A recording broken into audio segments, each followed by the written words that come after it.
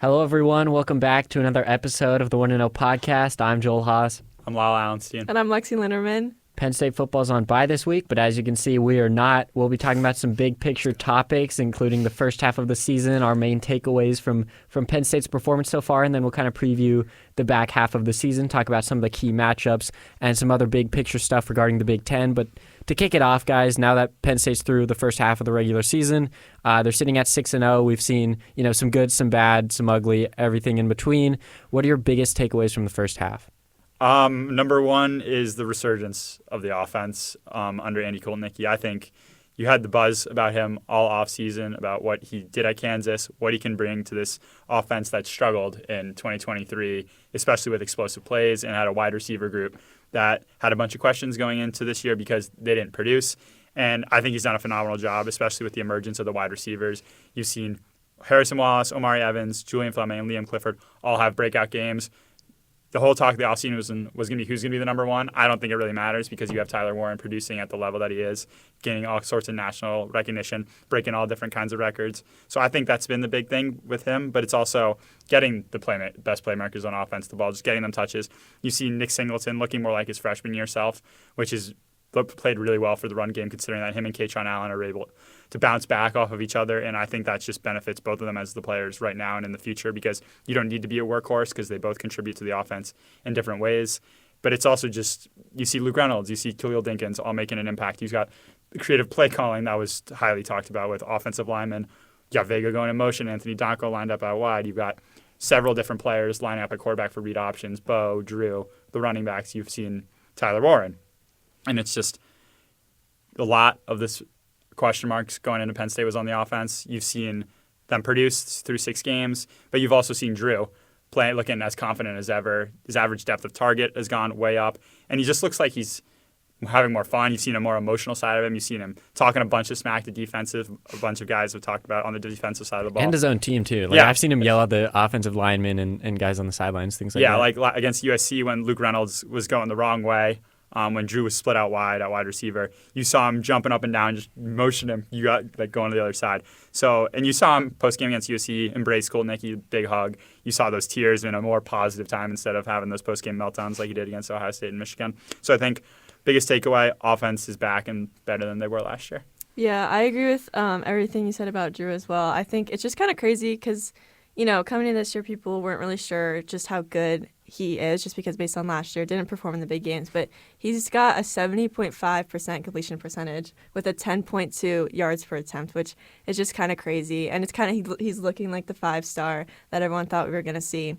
But then on the other side of the ball, I think the defense, they've had their moments, but they have also had some bad moments. And I think going forward, you can't take a 14-point deficit into the half and expect to win those games more than once. Franklin's always only come back from 3, 14 or more point deficits in his entire career at Penn State. So, USC was kind of an anomaly there, but I think the defense just keeps getting off to slow starts, and it's going to keep biting Penn State in the butt if it keeps happening.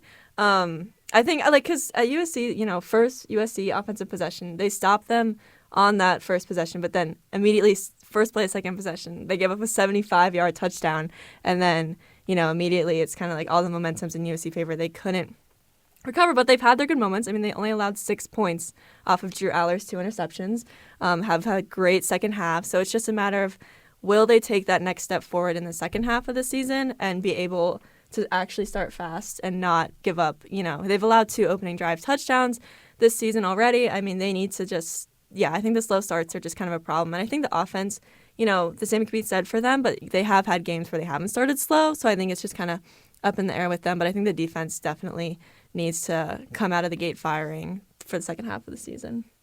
Yeah, do you guys think they will improve defensively, or do you think they just kind of are what they are at this point? It's an interesting question because when you say they are what they are, it's a team that doesn't look as dominant as they should be in the first half, play great football in the third quarter. I think this weekend against USC was the only time that they'd given up points in the third quarter leading up to it. And it just speaks to how Tom Allen's been able to adjust, just schematically doing things that need to be done to get the defense to succeed and be put in a position to win. But it's an interesting line you got to cross here because it's going to come back to hurt you at some point. Obviously, you've got Ohio State looming. That's the best offense you're going to see. And USC was a great offense. You know what they're capable of. We've talked enough about those playmakers and their wide receivers. And they torched the Penn State defense in the first half. And you see that the defense at times does have holes no matter how much talent is really out there. But when you get into crunch time in these situations, like we start with Ohio State, and when it comes to maybe a Big Ten championship and even the playoff, it comes down to that line, you got to be able to adjust right away. Not even adjust, because we had Andy Kolnicki and Tom Allen both on Zoom, and they were both asked about slower starts. Obviously, I lean more toward the defense having more of an issue with it. But I thought it was interesting when Kolnicki talked about they don't adjust on a half basis, and it's not just how the game script goes. They're always looking to adjust no matter if they're succeeding or failing on a play-to-play basis based on the series. And I get that because you're always making adjustments within the game. But if you're getting torched in a certain area, I feel like that's going to come back to hurt you when you're going against these teams, these top-ranked squads that are going to be ready to go right from the jump.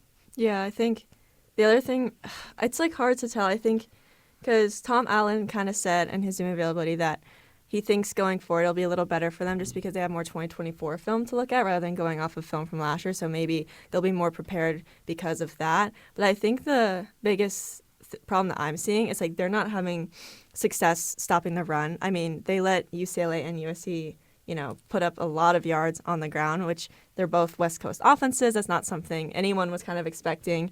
And I think, and most teams come out starting, unless they're really confident, they usually start, running the ball, and then they see where it's going, see if they need to switch over to passing more versus running. And so I think if they keep giving up big runs, big plays on the ground, and just a lot of yards on the ground. I mean, Woody Marks was just running through the Penn State defense. If they keep doing things like that, it's going to be hard for them to get off to faster starts. I think the run game for the defense is just really what needs to take a step forward moving forward. Yeah, I think that front seven is kind of underperformed at this point in the season. I could point to a bunch of plays against USC where it looked like they just had guys out of position. I thought the linebackers were just kind of guessing wrong and hitting the wrong gaps, which just left big holes for the running backs to sneak through, get to second, third level for big gains. And that feels like it's something that's coachable because I feel like Penn State, despite everything they lost this offseason, I feel like there's still a ton of talent on the defensive side of the ball for Penn State. And, if the talent's there, then it just comes down to the schematics and the coaching and things like that. And obviously Tom Allen's scheme with, the fifth defensive back, the Lion, kind of makes you a little bit weaker at that second level with the linebackers, but still you should feel confident, especially with the defensive line, some talented defensive tackles and defensive ends that should be able to help there. I feel like that's probably a unit you could point to as underperforming, at least at times this season. They've been pretty inconsistent. So obviously if you're Penn State, you're hoping to I think just find more consistency there because we've seen on both sides, defense and offense, they can be very good. They can look very good at times, but obviously there's also times where either they come out slow or they just have kind of lapses throughout the game where they just don't look great.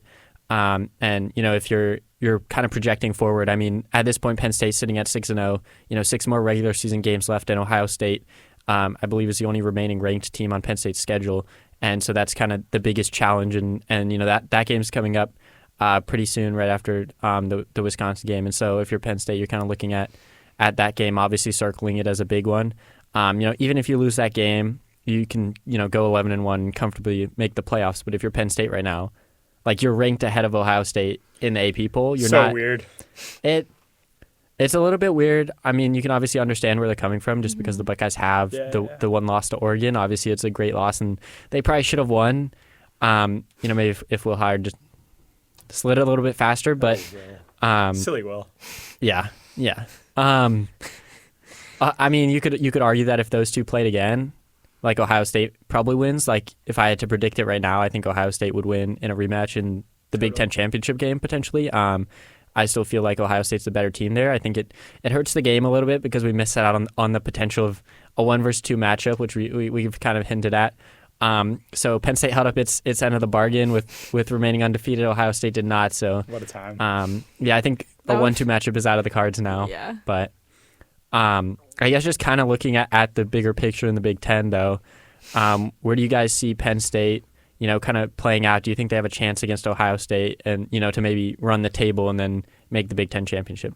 I think what we see in this Wisconsin game is going to I'll have a firmer answer from you, and if I think Penn State could beat Ohio State, excuse me, because we haven't seen a complete game from Penn State since they played West Virginia, excluding Sanders Sahadak not making field goals, but Ryan Barker's in the picture now. So, but because they were offensively, both the run game and pass game was working. Defensively, they were getting to Garrett Green. You saw those corners really emerge, and everything was working. And we've seen flashes of it from various position groups and obviously offense and defense as a whole throughout the 6-0 stretch.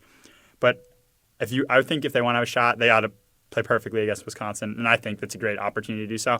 Wisconsin isn't the strongest team in the Big Ten. I guess they don't even have Tyler Van Dyke, their quarterback transfer from Miami, out with injury. They're not the worst team in the Big Ten, but you've got Camp Randall at night. Obviously, we've talked about Milan Puskar being a tough environment at West Virginia, but that was a noon kick. They had a 2-hour rain delay. This is 6:30 Central Time, 7:30 Eastern, and it's going to be loud. They're going to be jumping around, and I think if they can play well, I wouldn't be surprised if they beat Ohio State. But going right where the team is at right now, I don't really think they have a shot. It's hard. I also think, like Lyle says, that Wisconsin's going to say a lot about how if they're really using this bye week to make the adjustments they need to make. But I do think they do get that home atmosphere against Ohio State, which I think is going to be huge. And I honestly think this season, Drew Aller has been a better quarterback than Will Howard. And I think last year, if you had told me that, I would have been like, okay. But no, I mean, so far this year, Drew looks better than Will Howard. And so I think that is going to play a huge role. And obviously Nick Singleton and Katron Allen look more like their freshman year selves, and that's going to play a huge role. And the wide receivers are going to play a huge role. So Ohio State is very talented. I think it's going to be a very close game. I think we see maybe something closer to 2017 Penn State, Ohio State, that 1-point loss, something similar to that. But I also think it's just a huge test for Franklin and the squad to see if they're really ready to compete in this landscape, because the expectations are there now. I mean, people have belief that they can beat Ohio State. It's just a matter of if they are ready to do so. And I think Wisconsin's going to kind of show if they are. Julian Fleming legacy game is what it's going to take. Potential revenge game. It's what it's going to take, I think. Not Really? actually. Wait, Not what? actually. Not actually. Could you imagine, though, if he Goes up did it, 100, looked like an actual Yeah, number they're one probably player? just saving him. They're probably just saving him. Koto Yeah. Nicky will scheme something up Yeah, for him. imagine They'll have him after snap the ball or something. Yeah. Yeah. Imagine after all that, Fleming, former number 1 wide receiver, number 1 player in PA, number 4 in the country, 5-star, chose Ohio State over Penn State, 4 years down the line, back at Penn State, and then beats Ohio State. I don't know. A little storyline that might not even happen. Just something to look for. Something to think about. Yeah. I mean, based on, I don't know, I think everyone's expecting it to be a close game. I think all of us will have it within 1 score, and the spread right now is, I think, 2.5, 3, something like that in Ohio State's favor. So obviously Vegas is expecting a pretty tight game. And based on last Saturday's results, Penn State, Drew Aller, clutch. Ohio State, Will Howard, not as clutch. If it does come down to kind of that. It was a nice slide by Will Howard, though. Yeah, great. I mean, he knew what he was doing, though. I don't know. Have you seen? Well, people were screenshotting it, and there was 1 second left on the clock when his knee hit the ground. They were saying, "Oh my God, that Ohio State should have gotten the timeout." That's enough internet for you. I'm just saying, I've seen it. Twitter I'm not saying I believe the conspiracies, but I have seen that. But yeah, I mean, Penn State, one of now 3 undefeated teams in the Big Ten. Indiana and Oregon, the other 2. Do you guys think Indiana could potentially be a threat for the Big Ten championship game, or are they kind of fraudulent at this point? It's so hard because Kirk Cignetti, I'm a big believer in him. Back in his days, turning in JMU into a wagon. Not actually, but if you look him up, he's a winner. Just Google him. But I think it's good to see Indiana, being relevant. I mean, they're ranked. I mean, they're undefeated, but I still think they're building. He's relying heavily on transfers. I think Curtis Rourke has done a phenomenal job. I think he's top 5 quarterback in the Big Ten right now, the way he's playing. And you look at the rest. Top 5? That's a little disrespectful to the Maple Missile. I think top 3. So, is Drew the best quarterback in the Big Ten? Yes. Yes. Yes. Okay. Yes. If you're watching this at home, you might want to put the video in 2 times. No, changing my mind. my God, I still think Dylan Gabriel. Plot twist. I think Dylan Gabriel is the best quarterback in the Big Ten. I think Drew is the best NFL future of everyone in the Big Ten. Gabriel, he's an old guy, 5th or 6th year, whatever he is. He's also 5'10", which I found out during last week's game. Yeah, and I have a lot of respect for quarterbacks that are lefty. My dad was a lefty quarterback back in his backyard football day. So, Dad, I know you're watching this one. But Shout out Mr. Allenstein. Yeah, Gabriel's won some big games. Ohio State being one of them. He won that Red River rivalry last year against Texas. So that's just where I lean him over Aller, just because he's won the big games. We still haven't seen it from Drew. I think Drew is all the intangibles that are better than Gabriel, and I think he's got a brighter NFL future than him. But until I see him beat Ohio State, win a big game, I still think Gabriel's the best quarterback.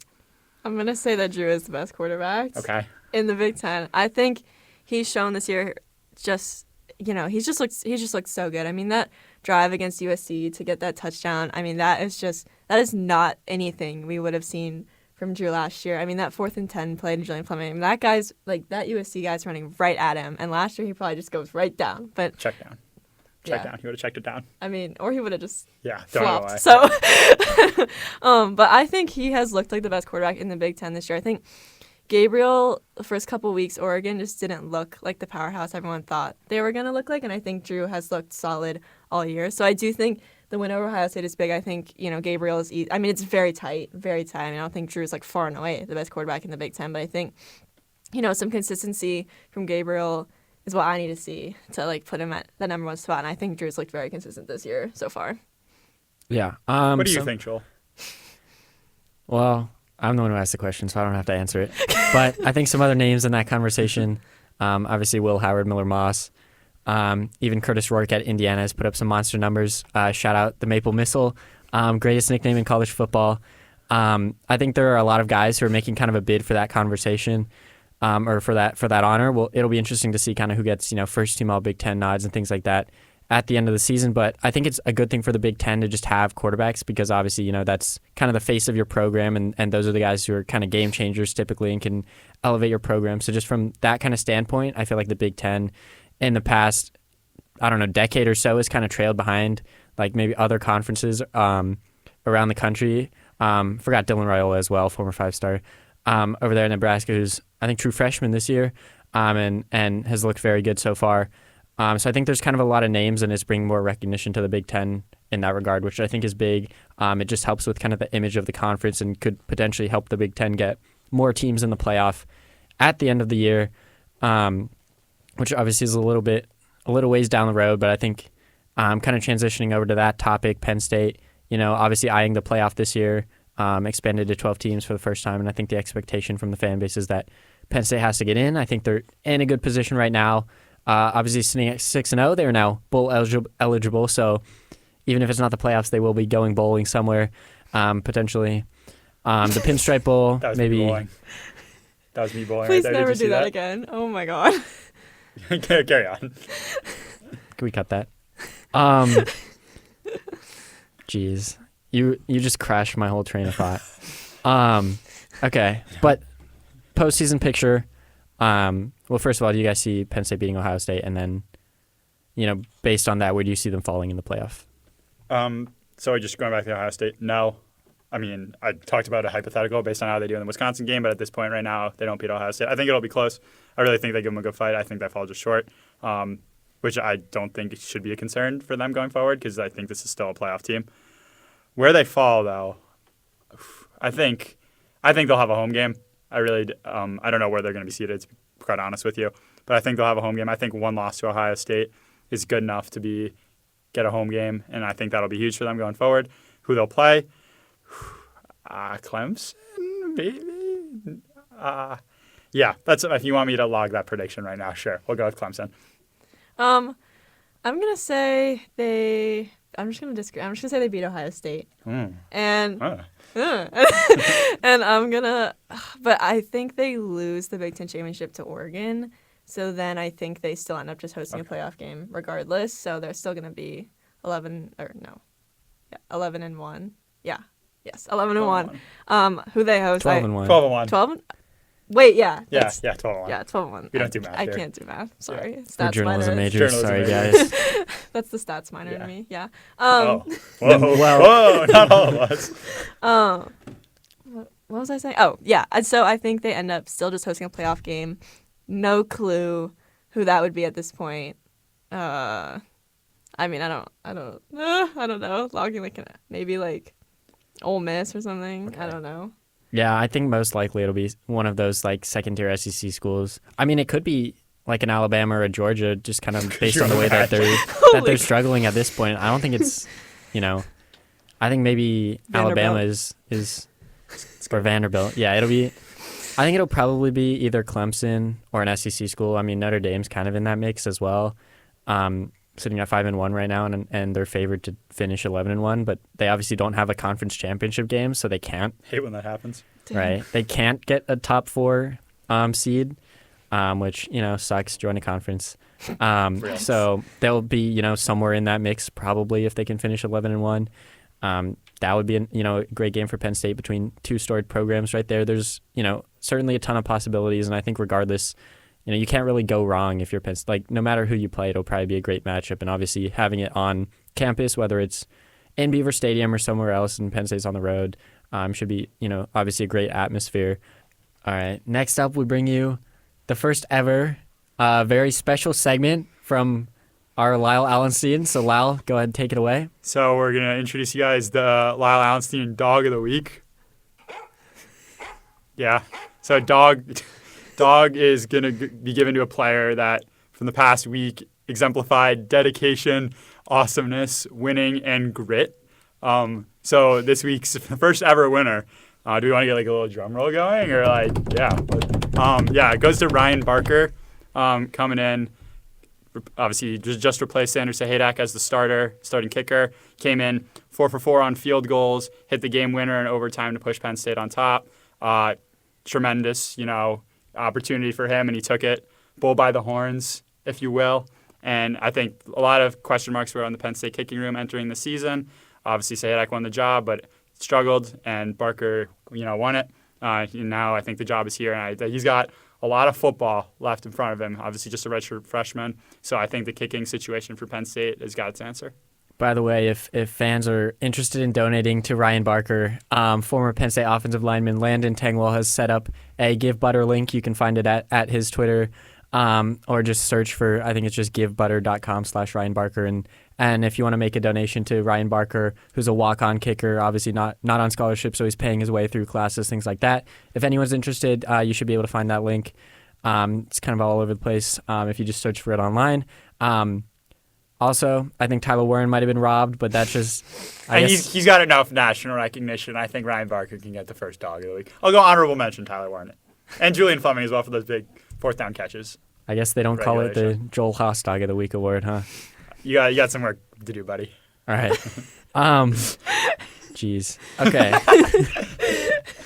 That's all we have for this week's episode, but next week we may have a special surprise for you from Lyle Allenstein, who may be performing a freestyle rap about Penn State football, depending on how many likes this video gets. So if you enjoyed our content, make sure you drop a like, hit the subscribe button, turn on the bell, comment, like somebody else's comment, spread the love. But that's everything for today's episode. So as always, thank you guys for watching. We'll be back with you next week. And for more football coverage, you can find us at psucollegian.com and follow us on socials.